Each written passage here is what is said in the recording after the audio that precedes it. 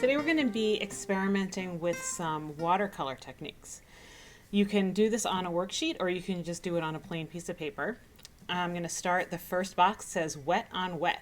So with wet on wet, what you do is you start just with a wet area, and then you can experiment with dropping some color into that area, and you're going to notice that it tends to bleed. You can mix a couple different colors if you want to, or just one or two colors and watch how they bleed together. Dry brush is essentially the opposite. You want as little water as possible, and the pan watercolors I'm using, they're pretty wet. So I may need to grab a paper towel or scrap paper and try to get as much water off my brush as I can. I just want the paint, but not very much water. So I'm going to sort of dry it off on the scrap paper.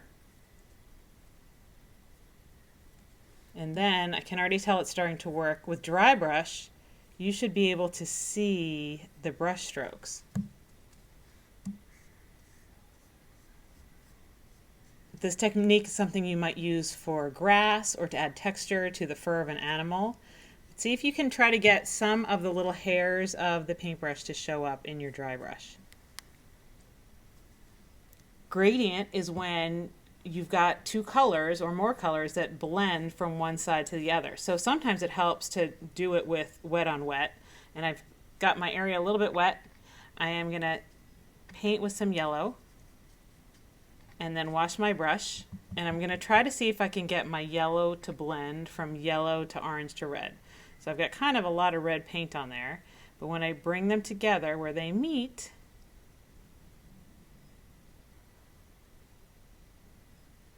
they're starting to blend. It looks like I need a little more yellow.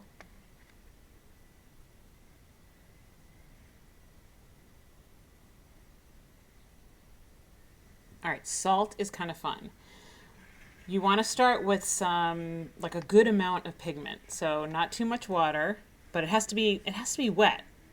So I've got a lot of pigment, I've got wet paint, and then I'm going to take a pinch of salt,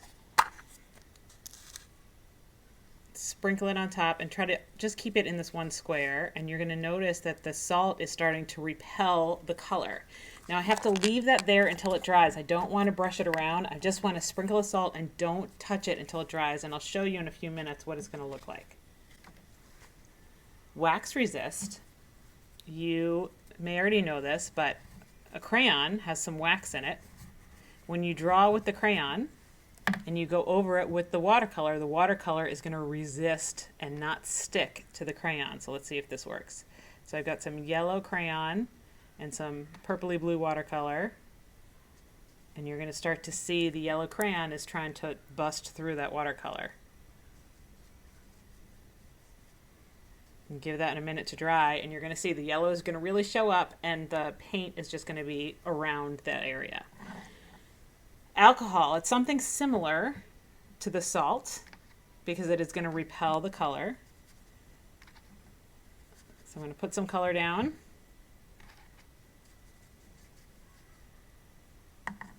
I'm going to use a little pipette I just want a little bit, and I'm going to just do a few little drops.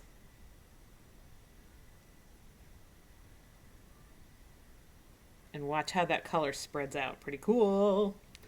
All right, what's next? Ink first. So ink first is when you draw something. So maybe you draw some shapes.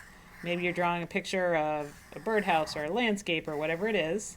But when you draw first with Sharpie or some kind of ink, and then grab your colors and paint them in.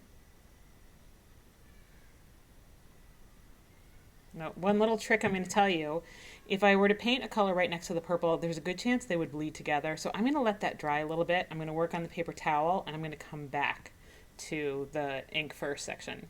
Paper towel lift.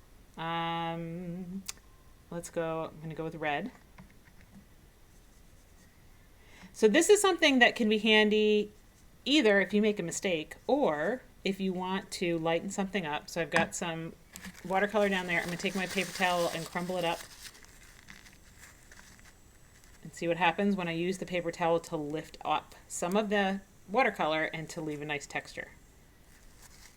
So there we have it. Wet on wet, dry brush, gradient, salt, wax resist, alcohol, ink first, and paper towel lift.